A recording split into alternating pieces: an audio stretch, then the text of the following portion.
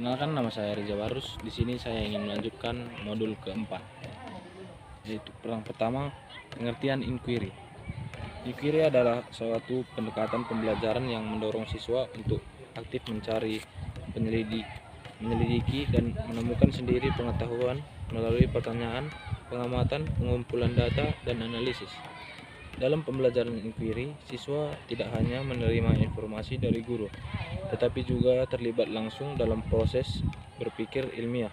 Seperti seorang peneliti muda, tujuan utamanya adalah mengembangkan rasa ingin tahu, kemampuan berpikir kritis, kreatif, dan keterampilan pemecahan masalah. Tahap-tahap proses inquiry. Pembelajaran berbasis inquiry terdiri dari beberapa tahap. Setiap tahap saling berkaitan dan membentuk alur berpikir yang sistematis. Berikut adalah tahap-tahapnya. Yang pertama, merumuskan pertanyaan. Siswa diajak untuk mengamati fenomena atau masalah nyata, lalu merumuskan pertanyaan yang ingin diselidiki. Pertanyaan ini menjadi dasar seluruh proses inquiry. Contoh, mengapa air sungai di dekat sekolah menjadi keruh? Dan yang kedua, merancang penyelidikan. Siswa menyusun rencana untuk menjawab pertanyaan tersebut, termasuk metode yang digunakan atau observasi, eksperimen, wawancara, atau studi pustaka. Yang kedua, sumber data atau narasumber.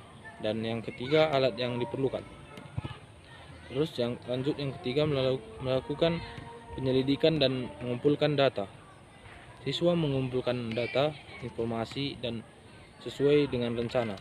Kegiatan ini meliputi observasi langsung, mewawancarai ahli atau masyarakat, melakukan eksperimen, mencari informasi dari buku atau internet, dan yang keempat, menganalisis dan menafsirkan data.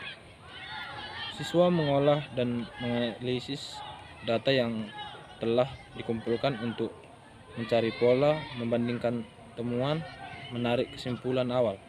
Dan yang keempat, menyimpulkan dan menyajikan hasil. Siswa menyusun kesimpulan dari hasil penyelidikan, kemudian menyampaikan temuannya dan dalam bentuk presentasi, laporan, video, atau media kreatif lainnya. Yang keenam, refleksi.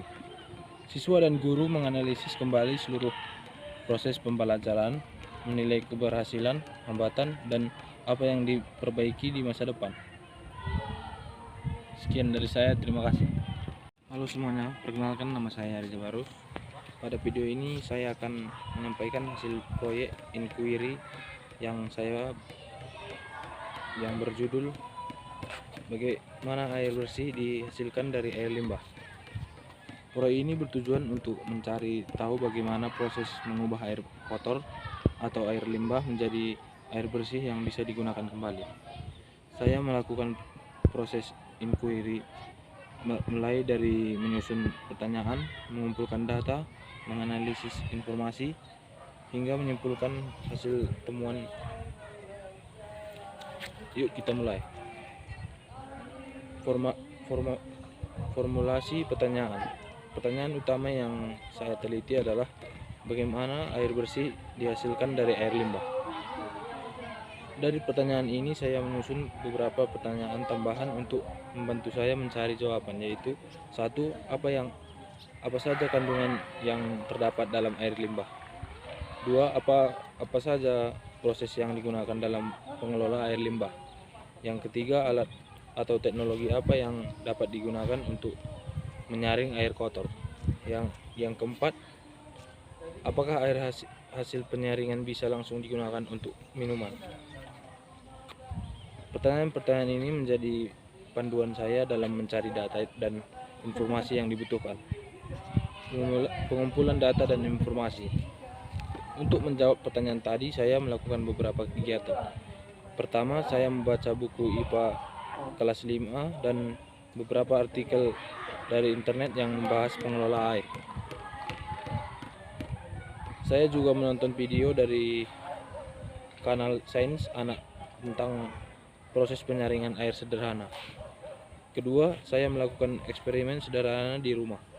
Saya menggunakan bahan-bahan yang mudah ditemukan, seperti botol plastik bekas, kain bekas, pasir dan kerikil, kapas, arang aktif dan dari arang kayu.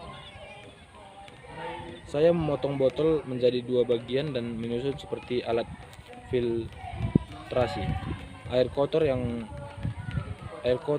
saya buat dari campuran air, tanah, daun, dan sedikit sabun.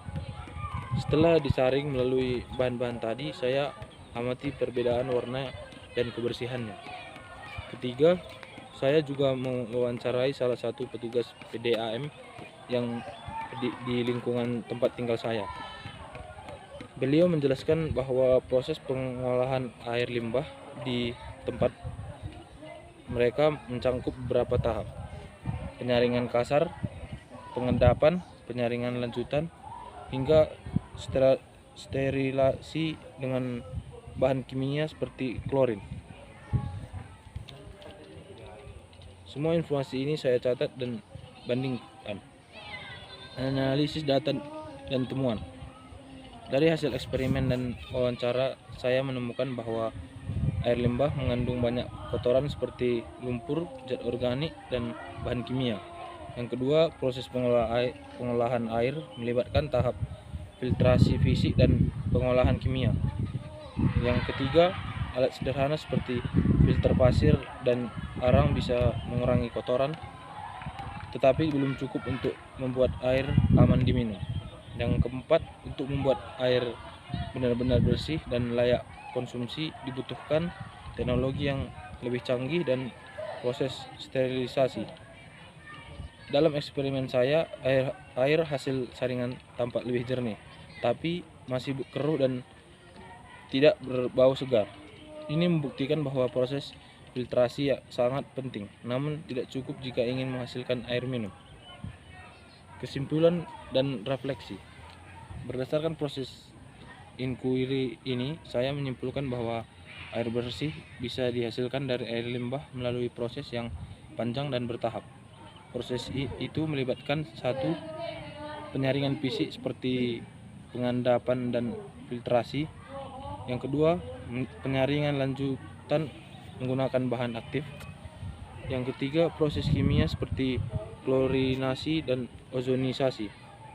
Dan keempat, pengawasan kualitas air secara rutin. Saya juga menyadari bahwa air bersih sangat penting dalam kehidupan. Oleh karena itu, kita harus menjaga kebersihan lingkungan dan tidak membuang limbah sembarangan.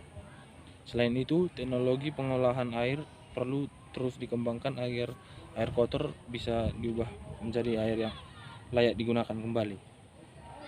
Penutup. Demikian video proyek inquiry saya tentang bagaimana air bersih dihasilkan dari limbah.